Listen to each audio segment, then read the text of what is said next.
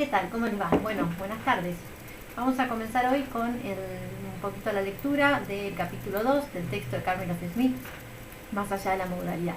En el capítulo 1 lo que vimos fue el modelo que ella presenta a desarrollo, llamado, como ella lo llama, el modelo de redescripción representacional, que es un modelo que concilia dos posturas opuestas hasta ahora en psicología, y es una conciliación bastante impensada, que es por una parte el constructivismo piagetiano y por la otra el lignatismo, al modo de Fodor o tal vez también al modo de Chomsky. Ella lo que dice es que evidentemente en el niño humano, en el cachorro humano, hay alguna predisposición biológica hacia el lenguaje, pero que esta predisposición, este dominio específico, no llega a modularizarse sin una interacción con el ambiente. Entonces, ¿cómo concilia el innatismo con el constructivismo?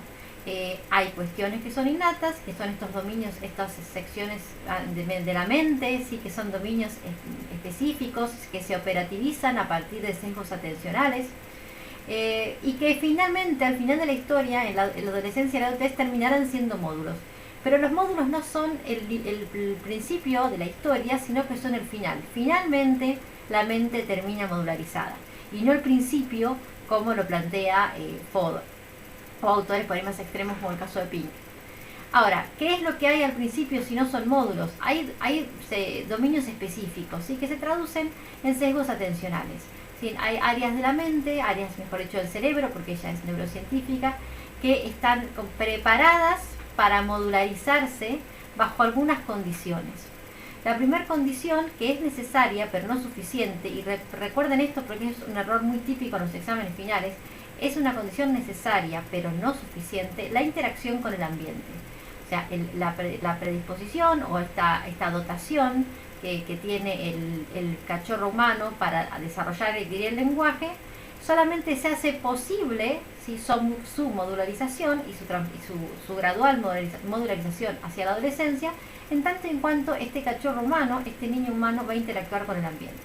Ahora, digo que es condición necesaria y no suficiente, porque no es solo la interacción con el ambiente lo que va a modularizar este dominio específico, sino la acción activa que realice el niño sobre sus propias representaciones.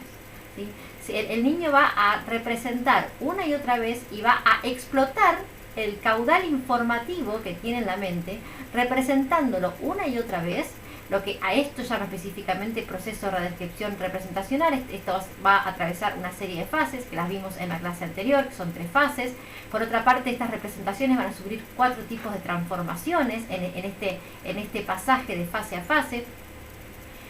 Pero sin esta acción activa por parte del niño de redescribir sus representaciones una y otra vez a partir de estas 3 fases que ella plantea, no habría modularización de ese dominio específico, ¿sí? Entonces, repito, la interacción con la mente es necesaria, pero no es suficiente. Para que realmente haya una gradualización, una modularización gradual de esos dominios específicos, tendrá entonces que haber una acción activa por parte del niño, que es explotar, ¿sí?, ese bagaje informativo que tiene, representándolo una y otra vez. Bien, es un poco como para tener una introducción y poder hilar, ¿sí?, el capítulo 1 con el capítulo 2.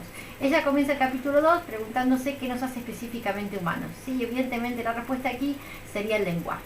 Recuerden que el proceso de redescripción representacional, ella va a criticar mucho todo lo que son modelos de desarrollo de tipo genéricos como el de Piaget, donde todo el niño va atravesando, digamos, etapas. Acá el proceso de redescripción es un proceso general, en tanto en cuanto que es igual, que es el mismo proceso, ¿no?, que es igual en cada uno de los dominios específicos, pero cada uno de los dominios específicos de la mente va a estar en su propio proceso de redescripción representacional.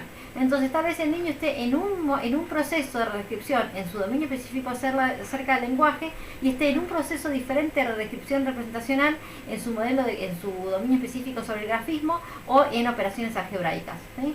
Entonces, el proceso va a tener el mismo formato, pero va a tener tiempos diferentes y desarrollos diferentes en cada uno de los dominios específicos, ¿sí? Eso tiene que ver también con las diferencias individuales. Ahora, ella comienza el capítulo preguntándose qué nos hace específicamente humanos. Dijimos, bueno, evidentemente es el lenguaje, es lo que nos diferencia de todos los demás mamíferos.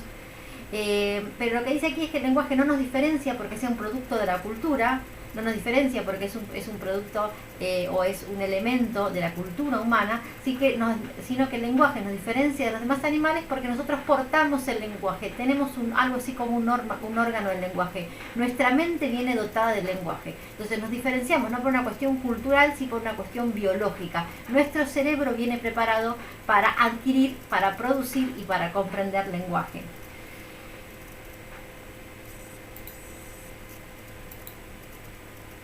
Creo que le pasé una hojita. Ahí estamos. A diferencia de la araña, que se limita a tejer su tela, el niño humano posee la potencialidad de tomar sus propias representaciones como objeto de atención cognitiva. ¿Sí? Esa es la que puede utilizar las representaciones que tiene en su mente, y esas representaciones van a ser objeto del conocimiento. Va a tratar de conocer sus propias representaciones. Es como una especie de operación meta ahí, ¿sí? Y solamente el niño humano puede hacer eso. Los niños que se desarrollan normalmente no solo se convierten en eficaces usuarios del lenguaje, sino que además se convierten espontáneamente en pequeños gramáticos. Y esto es lo importante que subrayemos. El niño se convierte en un pequeño gramático, porque de pronto va a aprender reglas gramaticales y las va a empezar a usar, y va a empezar a inventar palabras, y va a empezar a inventar frases, cosas que no son copiadas. Porque si el lenguaje fuera todo adquirido al modo conductual, o al modo de Vygotsky, donde el lenguaje está afuera y de pronto el niño lo incorpora, lo internaliza, donde la cultura se internaliza en el niño por medio del lenguaje, entonces no tiene mucha explicación las creaciones espontáneas que hacen niñitos muy pequeños, 2 o 3 años. El niño solamente tendría el bagaje lingüístico, podríamos decir el léxico, solamente que él ha copiado. Entonces lo copia y tendría exactamente una copia o así como una especie de una representación fotocopiada en su interior. Y sin embargo, los que hemos tenido niños o conocemos niños, y aún los que hemos tratado con niños alguna vez, sabemos que los niños pequeños inventan palabras y son creativos, al momento hasta de conjugar los verbos. Entonces vamos a ver ahora cómo es que esto sucede, por qué sucede, y recordamos esta frase, esta expresión, mejor dicho, del niño como un pequeño gramático, porque el niño de pronto conoce las reglas de la gramática y empieza a aplicarlas de una manera casi automática.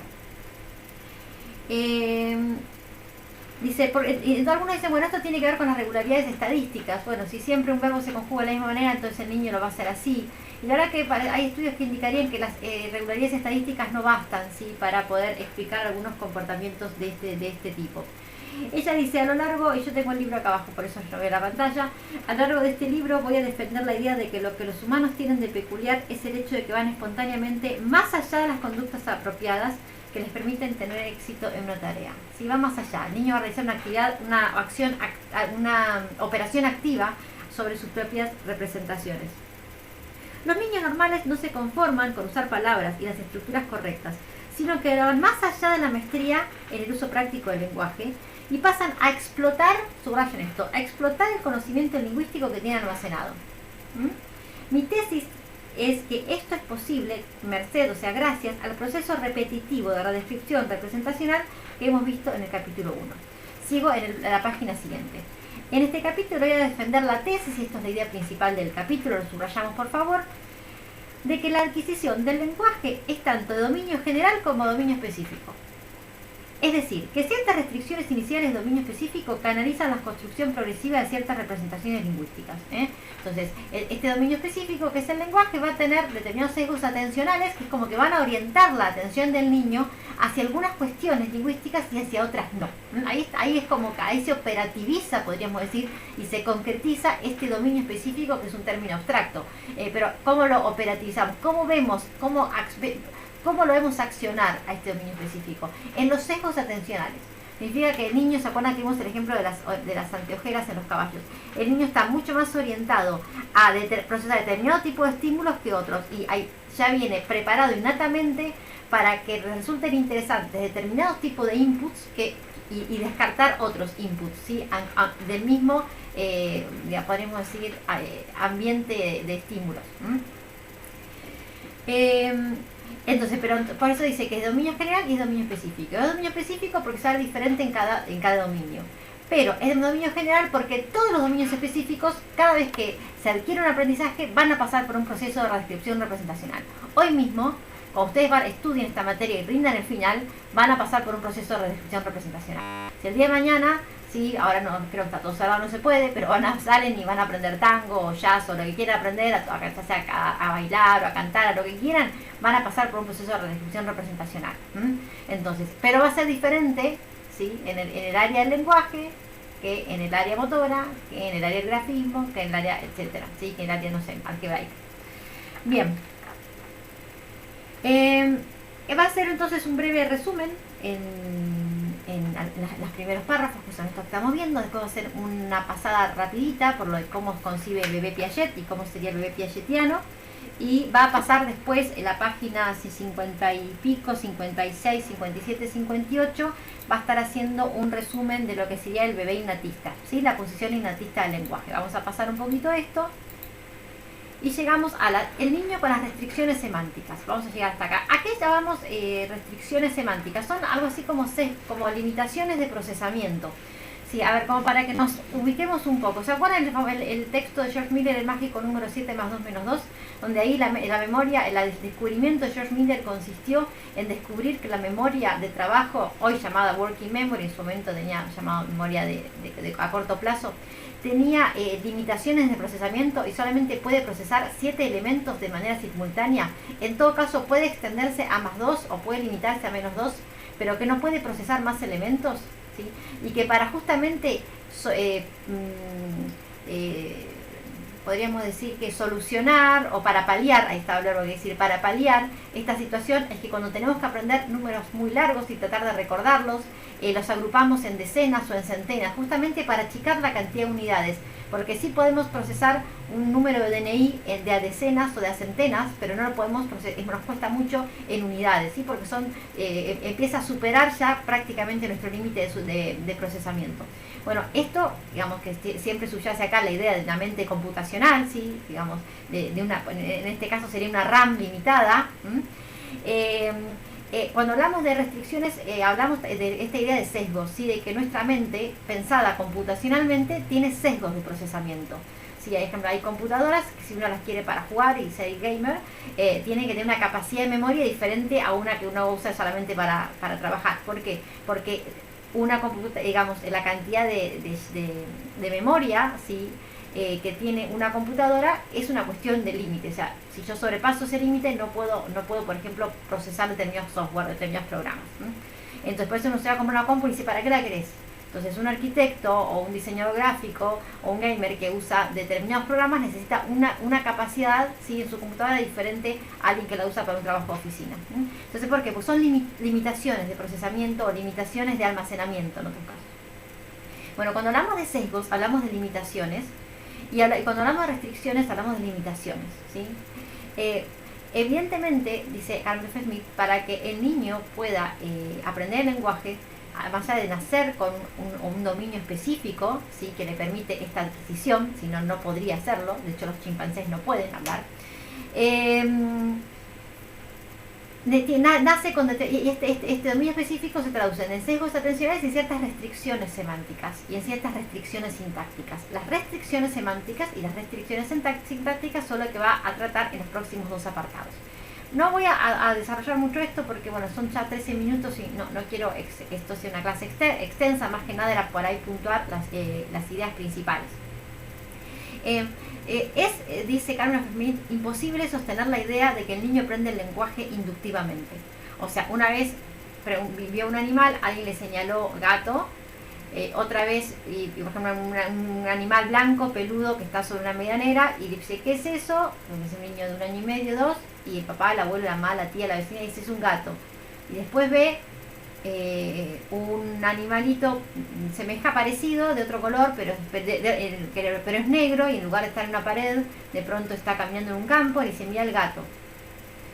Entonces, la idea es cómo el niño atribuye el nombre, la categoría, a lo que es el gato, y no le atribuye, por ejemplo, a las patas. Porque cuando dice gato, él entiende que se está refiriendo a todo el animal, y no piensa que el abuelo, la tía, la vecina está refiriendo a que ese animal tiene patas.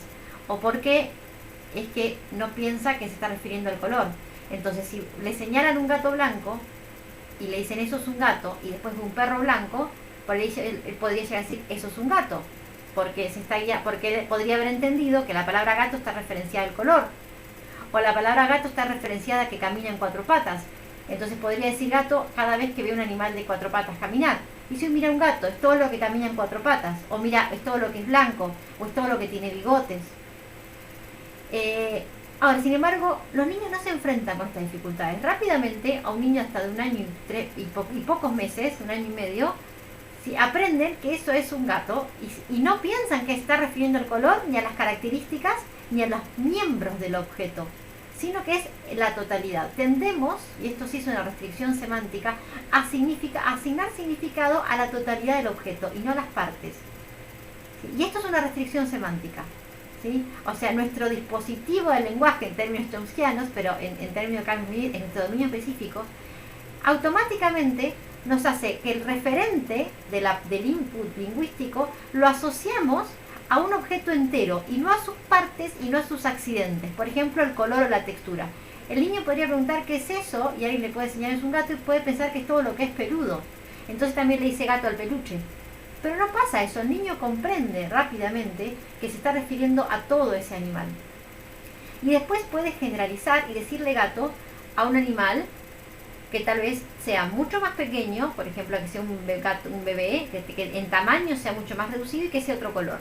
Entonces, si no conservó la característica del tamaño, y no conservó la característica del color, y no conservó la característica del movimiento, porque a veces el gato blanco estaba en la medianera y el gato negro es un gatito chiquito que está durmiendo, sin embargo puedo decir, uy, mira, gato. Ahora, es tan diferente el gato del que aprendió la palabra del gato de que ahora aplica la generalización, que evidentemente ahí tuvo que haber una restricción semántica y una capacidad de generalizar. ¿Sí? Y esto no puede ser inductivo, porque entonces tendría que haber visto 100 gatos para poder sacar una regla general de que tienen en común cada uno. Bien, todo esto de las restricciones, este es uno simplemente de los ejemplos, en las restricciones semánticas, y después vamos a avanzar un poquito.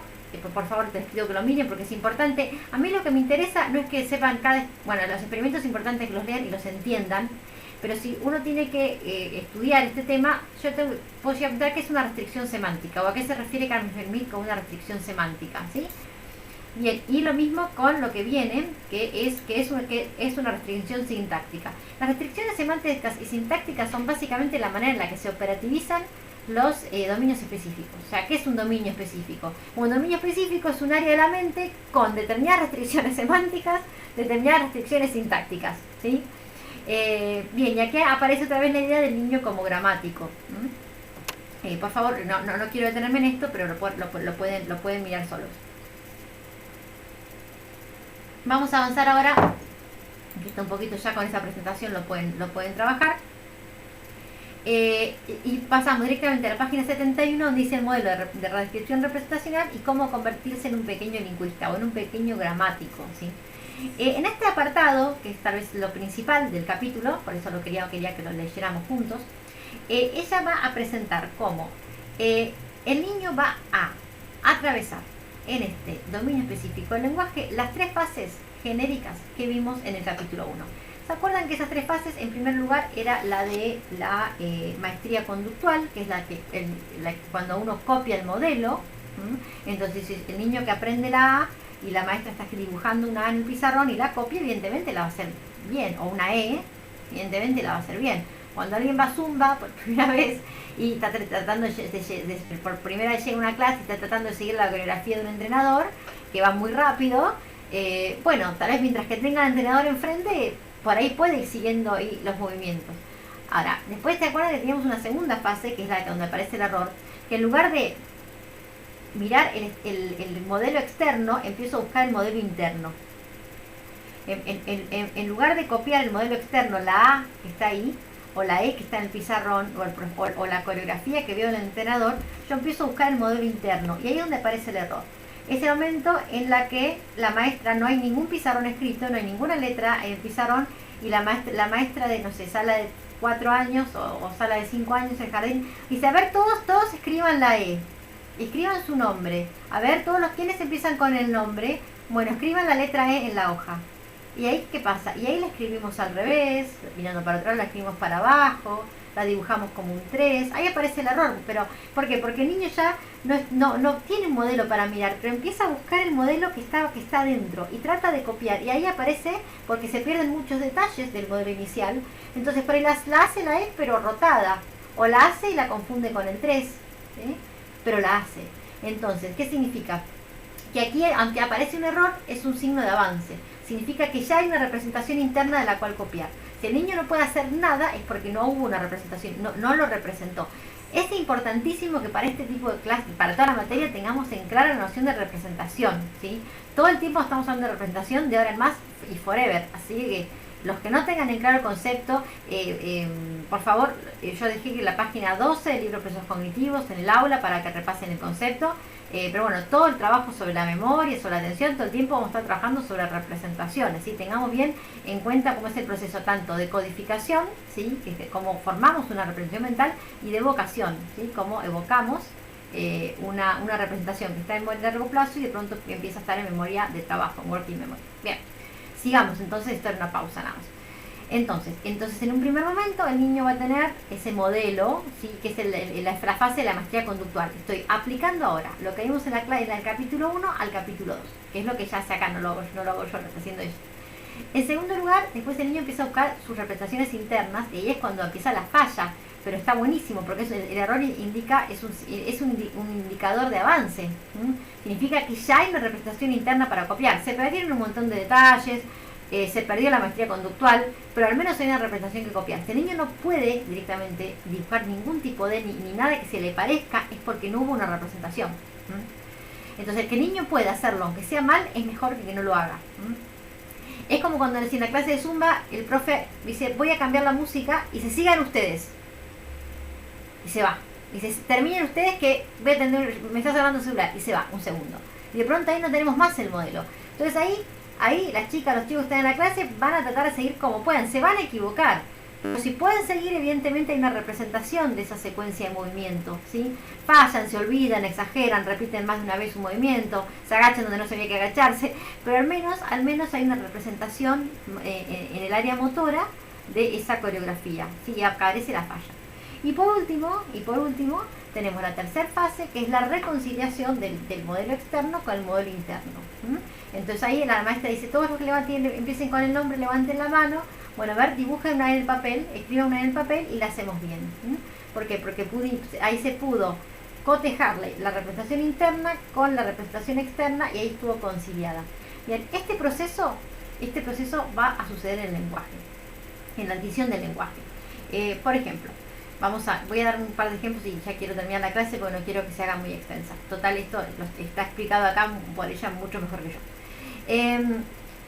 Pensemos un niño que empieza a copiar. Si los niños comienzan en primera instancia a copiar el lenguaje, pareciera ser las palabras que otros y los adultos les enseñamos, ¿sí? Entonces, nosotros decimos gato, nene dice gato. Entonces, ¿cómo se llama esto? Esto es esto es una muñeca, esto es un autito, esto es un camión, esto es un colectivo, ¿sí? Y empezamos a enseñar me voy, acá tenés que comer, ¿sí? esto tenés que comer. Entonces empiezan los verbos, vamos a dormir, a hacer nonito, vamos a dormir, a acostarse a la cama, a dormir, ¿sí? Entonces el niño en un momento dice, vamos a momir, está bien, ¿sí? Vamos a momir, vamos a comer, ¿sí? Está bien, porque ahí lo que hace es copiar, hay maestría conductual. Yo digo, vamos a comer, y dice, sí, vamos a comer. Tener nonito, sí, vamos a dormir, porque tiene el modelo ahí, ¿sí? Es como el nene, el ejemplo de la salita del jardín. Si la maestra dibuja una E en el pizarrón, entonces hay una E en cartulina, tenemos el modelo, entonces ahí no se equivoca. Pero hay un momento en que el niño empieza a equivocarse, y es ahí donde para Carmen Smith la cosa se pone interesante, porque no se equivocan los niños de cualquier manera y al azar. Los niños se copian, fallan, entre comillas, que no es de hecho no es una falla, de hecho está bien. Por ejemplo, cuando empiezan a regularizar verbos irregulares. Entonces, si nosotros decimos que, por ejemplo, lo que se durmió está, por ejemplo, cuando conjugamos dormir, lo que se durmió, está dormido, y lo que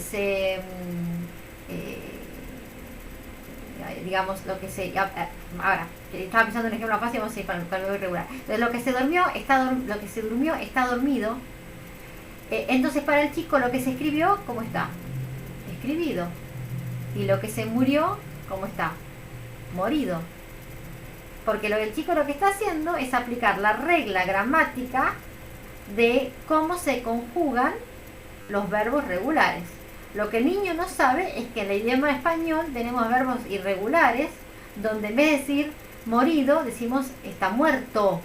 Y en vez de decir escribido, decimos está escrito. Pero esa regla no la sabe. Lo que hace entonces un niñito muy pequeñito de 2 años, es decir, uy, la plantita está moída. Y no dice está muerta, está morida. ¿Pero por qué?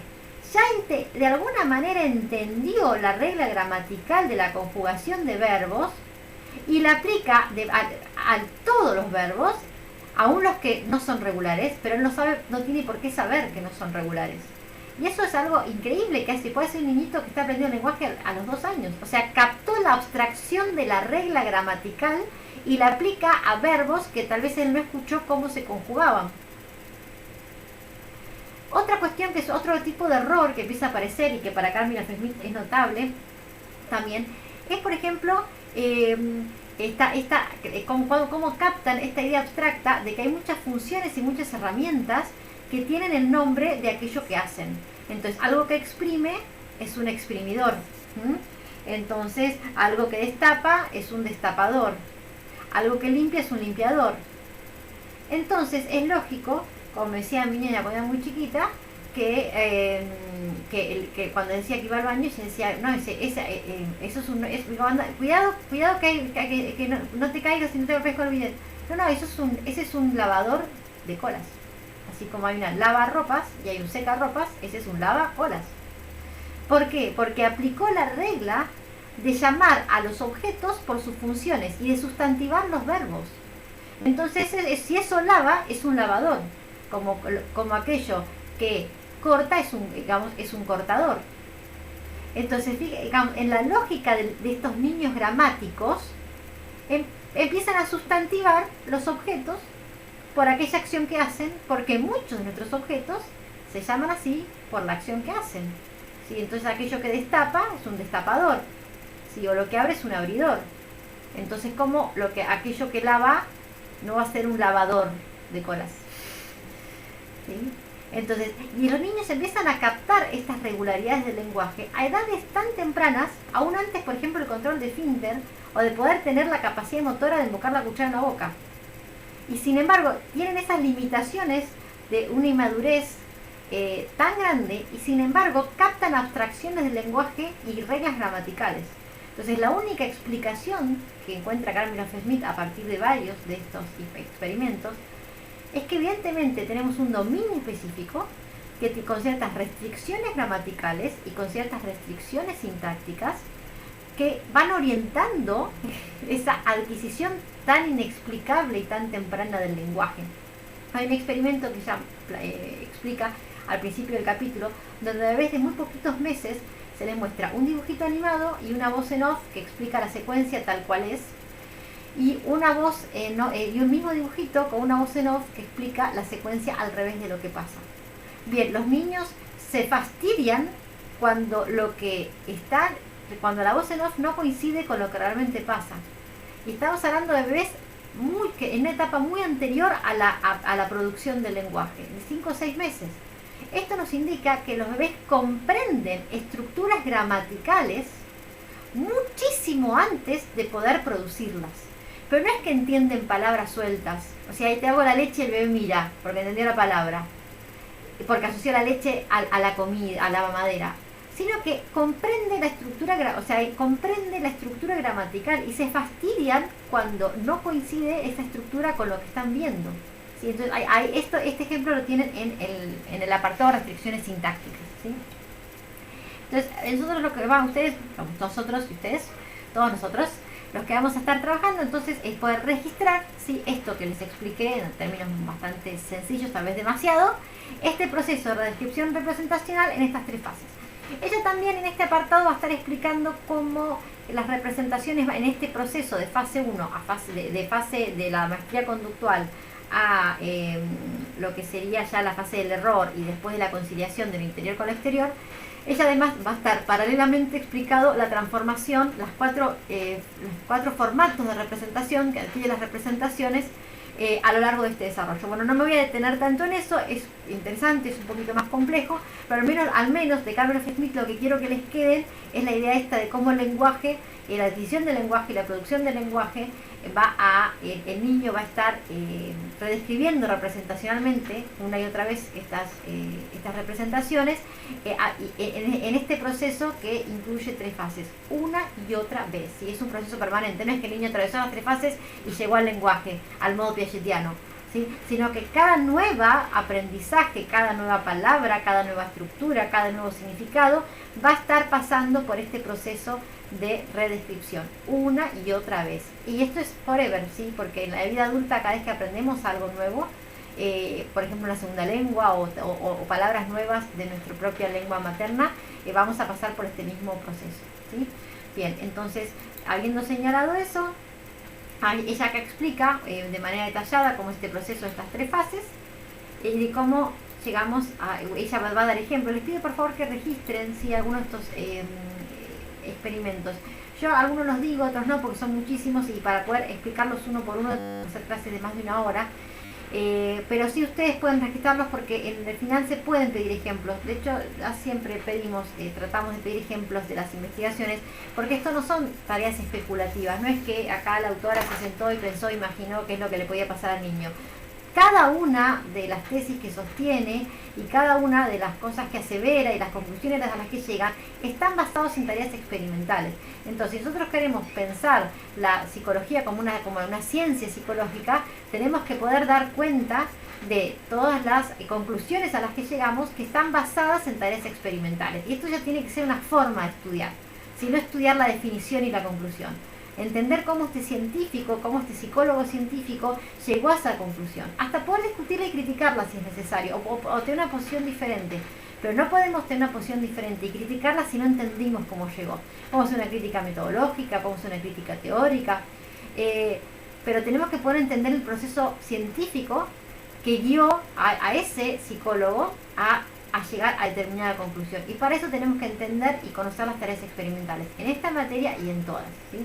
Así que los ejemplos no están para decorar los libros, están para poder sostener la argumentación y que cuando el autor llega a la conclusión haya habido un derrotero argumentativo tan sólido que para nosotros esa conclusión nos resulte evidente, ¿sí? Y ese es lo que todo autor pretende hacer cuando escribe un texto, tratar de convencernos de algo, ¿sí?, y de que su argumentación está en lo correcto. Y cada experimento es al menos un intento de prueba de ello, ¿sí? Y lo ideal es que podamos leer cada texto de esta ciencia psicológica que nos gusta tanto a todos y que decidimos estudiar desde ese lugar, ¿sí? Bueno, termina el capítulo solos, ya les señalé las ideas principales y cuál es por ahí el recorrido, el hilo conductor que tienen que ir siguiendo. No quiero extenderme más porque dije una clase de media hora y ya son 33 minutos. Que estén todas y todos muy bien.